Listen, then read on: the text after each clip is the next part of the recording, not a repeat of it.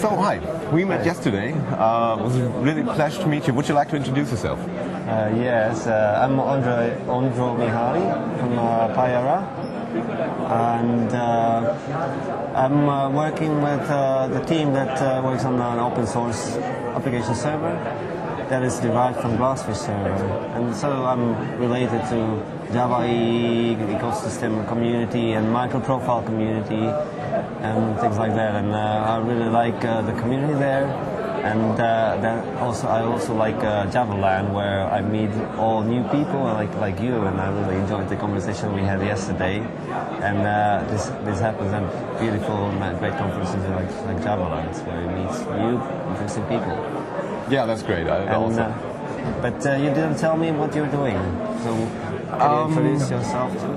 I'm a freelance consultant and trainer, helping companies to get better at their whole process, software development wise. I'm doing my work in the Java space, application lifecycle management space, and a lot of Spring these days, which is quite interesting because I'm in my spare time I'm at the Apache Software Foundation.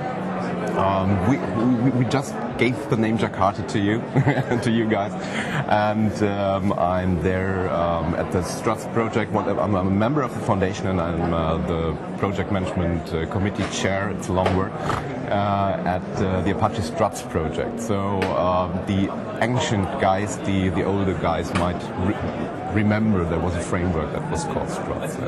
It's still alive, not dead yet, and still fun to work with it and help people. It seems to me that there are a lot of frameworks, a lot of interesting frameworks, some of them old, some of them new. Yeah. What do you think is the value of these frameworks, and what is the value of specifications like Java EE or microprofile?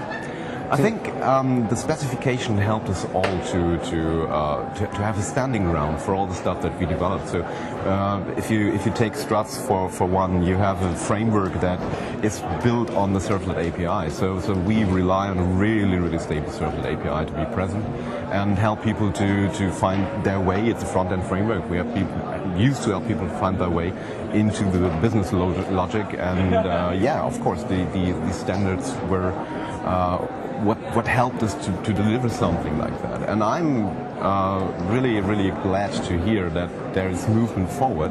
So can you tell a little bit what's going on in the space of the new specification efforts and what is going on over at Eclipse? Yeah. So many things started to move like 2 years ago, and there was a lot of uneasiness with how the specifications are moving.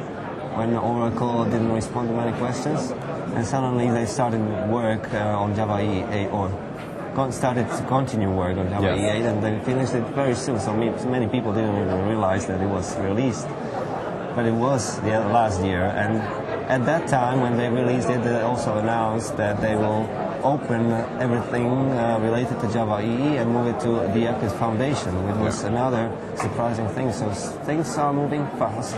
And meanwhile, there was another initiative started by many vendors, traditional Java EE vendors, but also other frameworks and other companies. And this is called Microprofile. Yes. And it's like a predecessor of Jakarta EE in Eclipse Foundation, because Microprofile, soon after it was started, it moved into Eclipse Foundation. And it's another set of APIs in the same manner as Java EE, where many companies, many vendors, and also community members participate on creating specifications and common APIs that can be reused across multiple implementations. And that's the spirit of Java EE, and basically also Java ecosystem, because Java is also often developed in this way. There are JEPs, Java enhancement proposals, and JSRs in Java, and there are multiple implementations of JVM. So I also see the value there. It starts at the core Java, and it goes to the enterprise API. And it's glad to see a lot of agility right now trying to be established. It's not easy right now because you have to go through the process of establishing stuff at the foundation, right? So you cannot move at the same pace that you would like to say code-wise, specification-wise. You first have to do your paperwork, right? Yes, that's right. It was also with a micro profile. It was rather new project. We haven't released any specification by the time when we joined the Eclipse Foundation. And since we joined Eclipse Foundation, it was like 3 or 4 months until things start moving again. And Java EE and Jakarta EE is a lot more code. It needs to be transferred to Eclipse, a lot more paperwork, a lot more legal stuff, legal right? checks, and it takes much longer. So most of the time and effort is going in this direction. But today I talked to Marcus Karg, who is a member of the expert group for Jahre, and he told me that they are already working on the specification for Jahre. So, that's cool. So things are moving on. It's just they are not visible because the biggest effort is there. That's a milestone to move everything to Eclipse Foundation, and then everything can move on at the standard pace. I've also heard that a lot of projects are already on GitHub, so you can go there and start the participation and have issues registered and stuff like that, right? Yes, that's true. More and more projects.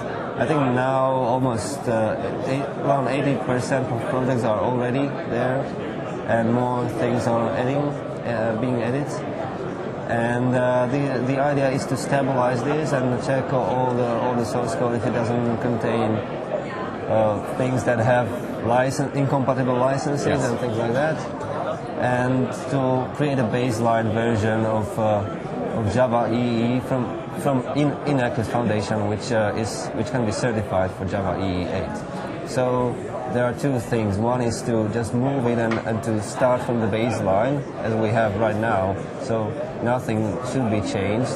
We just need to make sure that the baseline is compatible with the current Java EE 8. Besides namespaces, right?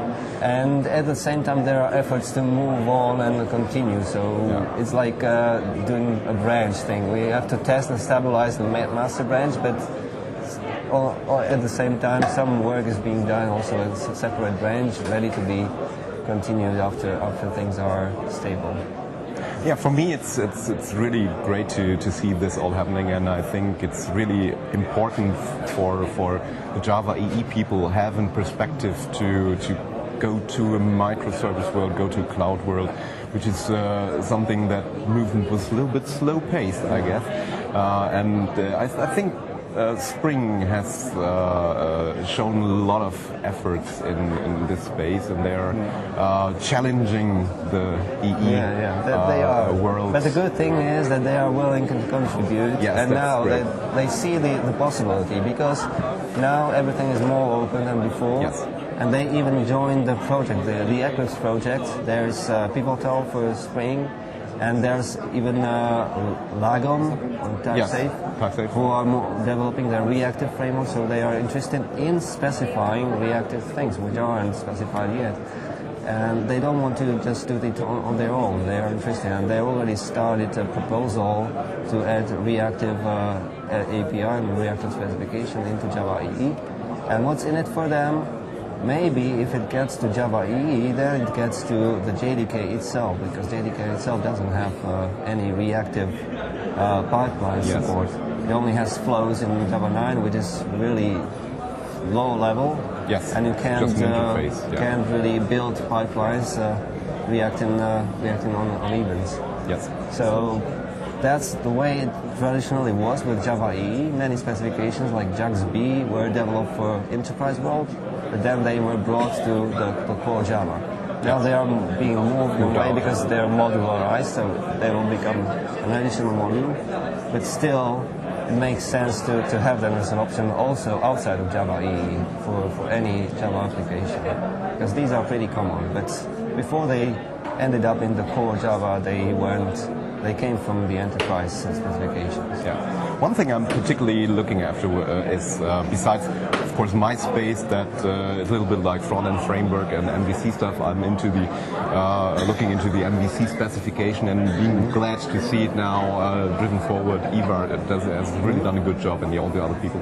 And on the other hand, I really like to see things like asynchronous JDBC or asynchronous database access, and having JPA move forward maybe, and see real movement and going into the reactive world. So I wish you all the best of luck for that part.